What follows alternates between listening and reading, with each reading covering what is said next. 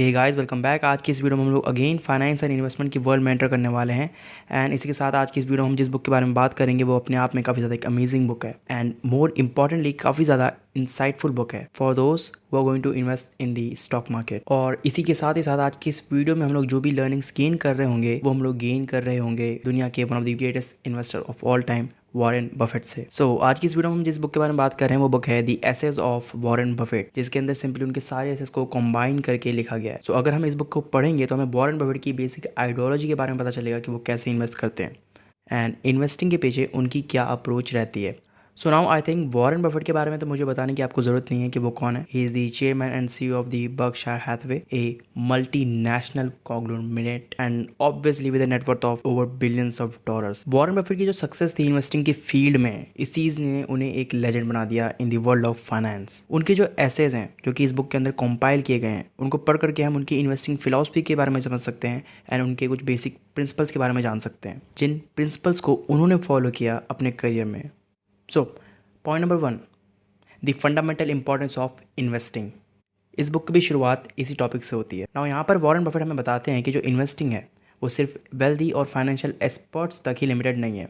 Right now ये बहुत ही ज़्यादा एक क्रूशल एस्पेक्ट है हर एक की लाइफ का, अगर उन्होंने अपने फाइनेंशियल फ्यूचर को सिक्योर करना है तो। Right now this is the reason why investing is very important for everyone and यही रीज़न है कि वो इंकरेज करते हैं रीडर्स को कि वो जितनी जल्दी हो सके अपनी इन्वेस्टिंग जर्नी को स्टार्ट करें एंड उसके बारे में जितना हो सके उतनी नॉलेज गेन करें, रिगार्डलेस ऑफ देयर इनकम और फाइनेंशियल सिचुएशन। भले ही राइट नाउ उनकी फाइनेंशियल सिचुएशन जो भी हो, राइट नाउ उनकी इनकम जो भी हो, उन्हें इन्वेस्टिंग के बारे में नॉलेज कंटिन्यूसली गेन करते रहना चाहिए एंड जितना हो सके जल्दी इन्वेस्टिंग स्टार्ट कर देनी चाहिए। Because here Warren Buffett emphasises the power of compounding.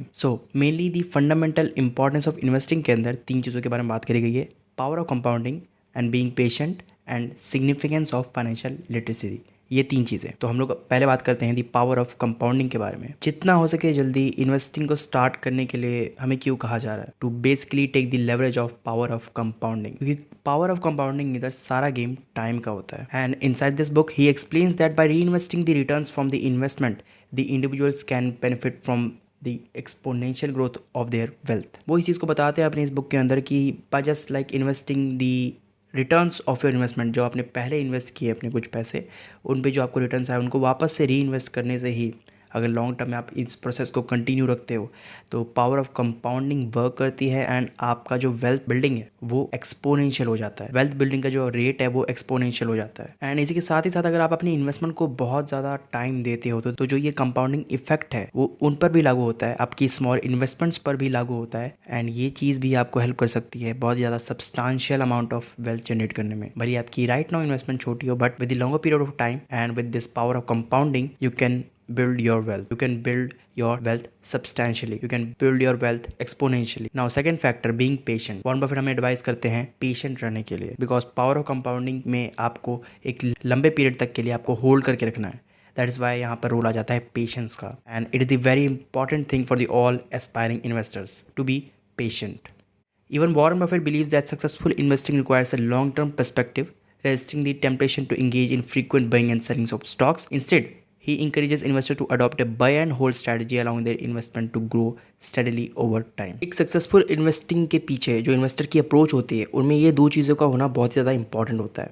पहला है लॉन्ग टर्म पर्सपेक्टिव और दूसरा है बाय एंड होल्ड पॉलिसी।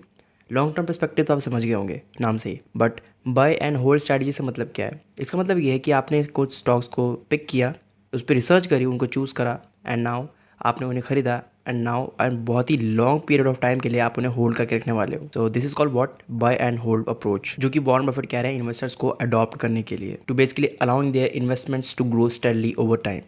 और इसी के साथ ही साथ इस बात को और ज़्यादा एम्फेसाइज करते हुए वॉरेन बफेट हमें एक पावरफुल एनालॉजी देते हैं, जिसके अंदर बहुत ही सिंपल एनालॉजी है, जिसके अंदर वो बात करते हैं एक ट्री की, एक प्लांटिंग ट्री की, जिसके अंदर वो सिंपली कंपेयर करते हैं इन्वेस्टिंग को as a planting a tree से। जिस तरह उस प्लांट किए गए सीड को ट्री बनने में बहुत ज़्यादा टाइम लगने वाला है, ठीक उसी ही तरह आपकी इन्वेस्टमेंट को ग्रो होने में टाइम लगेगा। So the point is very clear, by staying committed to their investments and having faith in the underlying business, investors can achieve long term success. Now let's come to the third point, which is significance of financial literacy. यहाँ पर basically जो Warren Buffett है, हम जैसे individuals को educate करने के लिए कहते हैं अपने आप को in the terms of finance, in the terms of investing, in the terms of market, in the terms of related to all the concept which are related to these fields.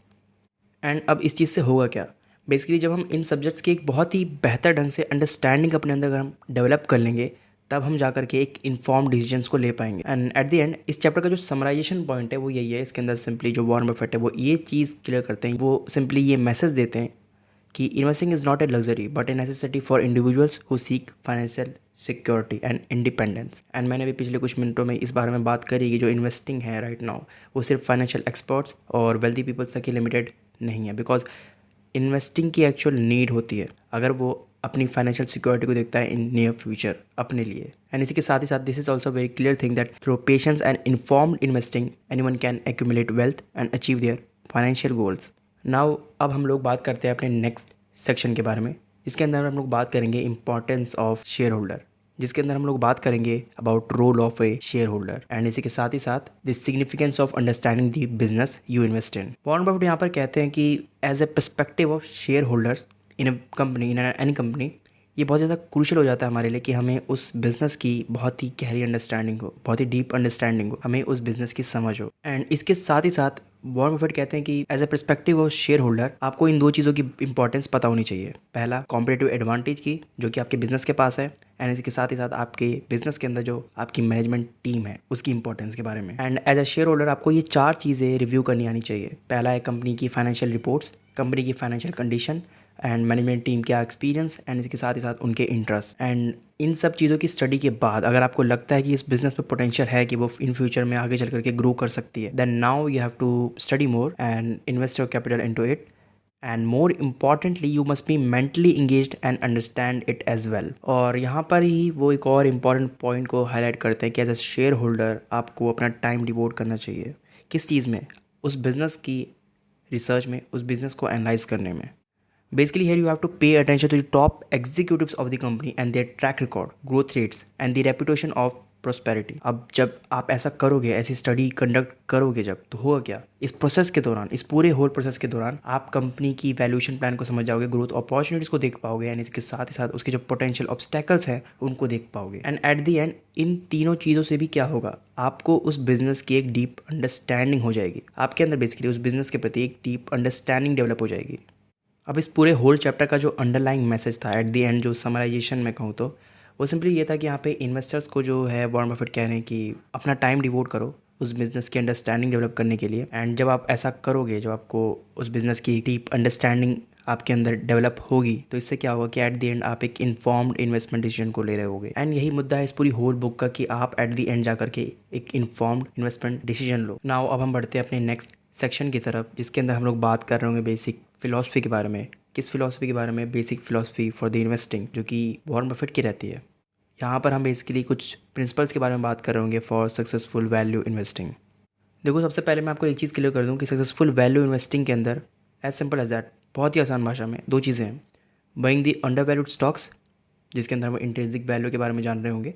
दूसरी चीज़ है avoiding the speculative investments. At the very basic level में बात कर रहा हूँ, तो थोड़ा सा डीप डाइव करते हैं इसके अंदर एंड लर्निंग्स गेन करने की कोशिश करते हैं. सो यहाँ पर वॉरेन बफेट सबसे पहले एक कंसेप्ट के बारे में बात करते हैं, जो कि कंसेप्ट है हमारा इंट्रिंसिक वैल्यू का, जहाँ पर सिंपली वो इसे डिफाइन करते हैं as the true worth of a business based on its cash flow, assets and potential for the future growth. तीन चीज़ें. सो जो ये इंट्रिंसिक वैल्यू है बेसिकली वो किसी भी बिजनेस के, किसी भी कंपनी के, किसी भी स्टॉक के जो रियल वैल्यू है उसको डिफाइन करती है, उसको डिनोट करती है, उसको रेफर करती है. As simple as that. And ये बेस्ड होता है इन तीन चीज़ों पर, कैश फ्लो पर, उस बिजनेस के एसेट्स पर, एंड उस बिजनेस का जो पोटेंशियल है फॉर द फ्यूचर ग्रोथ, इन चीज़ों के ऊपर. तो यहीं पर वो हमें एडवाइस करते हैं, यानी कि इन्वेस्टर्स को एडवाइस करते हैं to basically focus on the long term prospects of the company rather than short term market fluctuation. If you genuinely want to build wealth, then you have to focus on the long term. So तो value investing के अंदर होता क्या है? Value investing के अंदर simply जो Warren Buffett हमें एक्सप्लेन करते हैं वो ये चीज़ है कि इसके अंदर हम लोग ऐसे स्टॉक्स को पिक करते हैं, ऐसे स्टॉक्स को खरीदते हैं जिनकी जो प्राइस है वो बिलो है टू देयर इंट्रिंसिक वैल्यू. किसी भी स्टॉक का प्राइस राइट नाउ सपोज 50 रुपये पे ट्रेड कर रहा है मार्केट के ऊपर, जो ग्राफ पे हमें दिख रहा है. इसका मतलब ये नहीं है कि वो उसकी एक्चुअल वैल्यू है बिजनेस की. रियलिटी वो नहीं हो सकती. ये चीज़ बिल्कुल पॉसिबल है. हो सकता है कि उसकी जो इंट्रिंसिक वैल्यू है जब हम रिसर्च करें तो निकल कर क्या है ₹30। तो ये है उसकी इंट्रिंसिक वैल्यू, बट वो मार्केट में ट्रेड कर रहा है ₹50 पर। इसका मतलब ये है कि वो ओवर वैल्यूड स्टॉक है, इनको हमें छूना नहीं है, ओवर वैल्यूड स्टॉक्स में इन्वेस्ट नहीं करना है, हमें अंडर वैल्यूड स्टॉक्स को फाइंड आउट करना है। यानी कि जो स्टॉक सपोज मान लो ₹50 पे ट्रेड कर रहा है, बट हम जब उसकी इंट्रिंसिक वैल्यू को पता लगाएं तो वो सपोज निकल कर क्या है ₹70। तो इसका मतलब ये है कि ये भी जो स्टॉक है वो हमें डिस्काउंट में मिल रहा है, एंड ये चीज़ हमने पता लगा ली है। तो जब हम ऐसे स्टॉक्स में अपनी इन्वेस्टमेंट को करते हैं तो ये वैल्यू इन्वेस्टिंग के अंदर काउंट होता है, जहाँ पर हम लोग बेसिकली इंट्रिंसिक वैल्यू का पता लगा करके इन्वेस्टमेंट्स को कर रहे होते हैं। एंड जब आप ऐसे अंडर वैल्यूड बिजनेसेस को फाइंड आउट कर लेते हो तो आपके लिए अपॉर्चुनिटी ओपन हो जाती है वेल्थ बिल्डिंग की, क्योंकि यहाँ पर आप शेयर्स को डिस्काउंट में खरीदने वाले हो। अब यहीं पर इसके बिल्कुल ही अपोजिट मैंने दो चीज़ों के बारे में बात करी थी, avoiding the speculative investments, and पहली चीज़ थी हमारी involving yourself into the value investing. Value investing के अंदर जिसमें हम इंट्रिंसिक वैल्यू पता लगा रहे होते हैं, एंड इसी के अगेंस्ट अवॉइडिंग दी स्पेकुलेटिव इन्वेस्टमेंट। तो यहीं पर वॉरेन बफेट की थोड़ी सी बात कर लेते हैं कि वो क्या कहते हैं इस बारे में। सबसे पहली चीज़ तो यही कि वो मार्केट ट्रेंड्स को फॉलो करने के लिए मना करते हैं। भूल जाओ आप कि भी राइट नाउ शेयर का प्राइस कितना है, मतलब देखने के लिए आप जब स्टडी करोगे तो उसके लिए आपको देखना पड़ेगा, बट मार्केट ट्रेंड्स को उतना फॉलो मत करना। देखो स्पेकुलेटिव इन्वेस्टमेंट से बेसिकली होता है क्या, जो इन्वेस्टर्स होते हैं ना वो टिप्स पर रिलाई कर रहे होते हैं, न्यूज़ बहुत देख रहे होते हैं, एंड आसपास मतलब बहुत ज़्यादा ध्यान दे रहे होते हैं, र्यूमर्स को बहुत ज़्यादा फॉलो कर रहे होते हैं।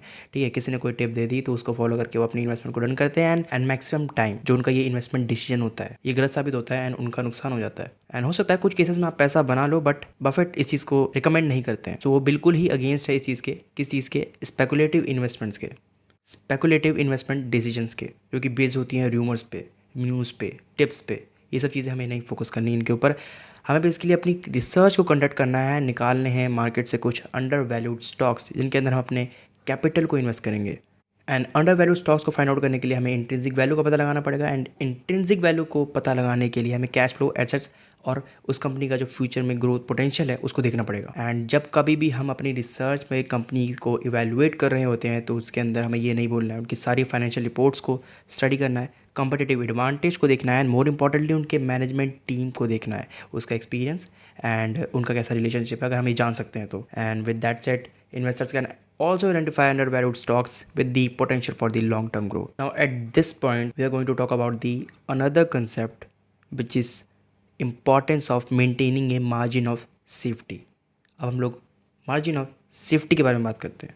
Right now margin of safety is basically nothing but having a significant gap between their intrinsic value and the market price, which basically provides a cushion against potential losses to the all investors. देखो margin of safety क्या define करता है, क्या refer करता है कि आप ऐसे स्टॉक्स में इन्वेस्ट कर रहे हो जिसका जो भी सपोज आपने इंट्रिंसिक वैल्यू निकाला है, एंड मार्केट में राइट नाउ वो जिस प्राइस पर ट्रेड कर रहा है उनमें एक सिग्निफिकेंट गैप हो। ठीक है, इससे क्या होगा, ये चीज़ आपको बचा सकती है आपको होने वाले पोटेंशियल लॉसेस से, बड़े लॉसेस से। अगर आपको थोड़ा सा भी डिटेल में जानना है मार्जिन ऑफ सेफ्टी के बारे में तो मैं इंटेलिजेंट इन्वेस्टर बुक की समरी का लिंक डिस्क्रिप्शन में दे दूंगा, वहाँ पे जाकर के आप उस वीडियो को देख सकते हो और आइडिया लेने के लिए। बाकी मैंने मार्जिन ऑफ सेफ्टी को in very basic terms explain कर दिया है कि बेसिकली आप जो भी स्टॉक खरीद रहे हो उसकी इंट्रिंसिक वैल्यू आपने पता लगाई है, उसकी इंट्रिंसिक वैल्यू और मार्केट में चल रहे अभी जो उसकी प्राइस है, जो भी जिस प्राइस पर वो ट्रेड कर रहा है उसके बीच में एक सिग्निफिकेंट गैप होना चाहिए, ताकि जब कभी भी अगर मार्केट में अचानक से डाउन टर्न आ जाए या फिर आपकी फाइनेंशियल जो आपने रिसर्च करी है उस कंपनी के ऊपर वो अगर गलत साबित होती है, कुछ उसमें मिस कैलकुलेशन हो जाती है, तो अचानक से जो ये बड़ा लॉस हो सकता है आपको, उससे आप बेसिकली बच जाओगे। अब इसके साथ ही साथ एक छोटी सी इंपॉर्टेंट बात ये भी है कि हमें ये भी स्टडी करनी चाहिए, हमें ये भी देखना चाहिए कि मैनेजमेंट का शेयर होल्डर्स के साथ कम्युनिकेशन कैसा है, एंड बेसिकली ही encourages the managers to provide clear and transparent information about the company's operation, financials and future prospect. इससे बेसिकली होता है कि एक ट्रांसपेरेंसी बिल्ड होती है, ट्रस्ट बिल्ड होता है, जो कि शेयर होल्डर्स को मदद करता है इन्फॉर्म्ड डिसीजंस लेने के लिए अबाउट देयर इन्वेस्टमेंट्स। तो हमें इस कम्युनिकेशन के ऊपर भी स्टडी करनी चाहिए थोड़ी सी, एंड मैनेजमेंट टीम की इंपॉर्टेंस के बारे में तो हम लोगों ने बात कर ही लिया है। एंड इसी के साथ ही साथ जो वॉरेन बफेट है वो इसी को सजेस्ट करते हैं to all the shareholders of the company कि उनको एक्टिवली पार्टिसिपेट करना चाहिए इंपॉर्टेंट मैटर्स में, सारे इंपॉर्टेंट मैटर्स में वोट करने के लिए, ताकि उनके डिसीजंस भी काउंट आउट हो। सो आज की इस वीडियो में सबसे पहले तो हम लोगों ने फंडामेंटल इंपॉर्टेंस ऑफ इन्वेस्टिंग के बारे में बात करी, एंड देन उसके बाद हम लोगों ने शेयर होल्डर्स की इंपॉर्टेंस के बारे में बात करी, एंड उसके बाद हमारा जो तीसरा सेक्शन था वो था principles for the successful value investing, जो कि मोस्ट इंपॉर्टेंट सेक्शन था हमारी आज की इस वीडियो का। एंड देन हम लोगों ने मैनेजमेंट के इंपॉर्टेंस के बारे में बात करी। सो ये चार बहुत ही इंपॉर्टेंट टॉपिक्स थे इस बुक से, जो कि बुक है हमारी एसेट्स फ्रॉम वॉरेन बफेट, जिसको मैंने समराइज किया है आज की इस वीडियो में। एंड आई होप ये वीडियो थोड़ी सी भी हेल्पफुल आपके लिए साबित रही होगी यार। एंड जिन भी व्यक्तियों को वैल्यू इन्वेस्टिंग के बारे में थोड़ा सा और जानना है वो इंटेलिजेंट इन्वेस्टर वाली वीडियो देख सकते हैं, लिंक मैं डिस्क्रिप्शन में दे दूंगा, याद से दे दूंगा। उसमें मैंने वैल्यू इन्वेस्टिंग के बारे में बात करी, जिसके अंदर मैंने इंट्रिंसिक वैल्यू और मार्जिन ऑफ सेफ्टी को समझाया है थोड़ा सा और एलैबोरेट करके। सो चेकआउट कर लेना उस वीडियो को। आई होप आपको ये वीडियो थोड़ी सी भी इन्फॉर्मेटिव लगी होगी एंड आपने कुछ ना कुछ तो ज़रूर सीखा होगा। एंड अगर आप सपोर्ट करना चाहते हो तो आपको पता है आपको क्या करना है। बाय द वे, आप जिस भी चीज़ पे वीडियो चाहते हो उसके बारे में नीचे कमेंट डाउन कर सकते हो। एंड इन लास्ट विजिट करो www.growthx.org to simply read amazing book summaries in the textual format. सारे लिंक्स आपको डिस्क्रिप्शन में मिल जाएंगे। इस साइट पर business, finance, communication, personality development, self improvement, इन सभी फील्ड से रिलेटेड बहुत सारी बुक्स की समरीज अवेलेबल हैं। एंड आपको जिस भी बुक की समरी चाहिए वहाँ पे सर्च का भी ऑप्शन दे रखा है, सर्च कर सकते हो उस बुक के बारे में, अगर होगी आ जाएगी। टेक केयर, मैं मिलता हूँ आपको नेक्स्ट वीडियो में।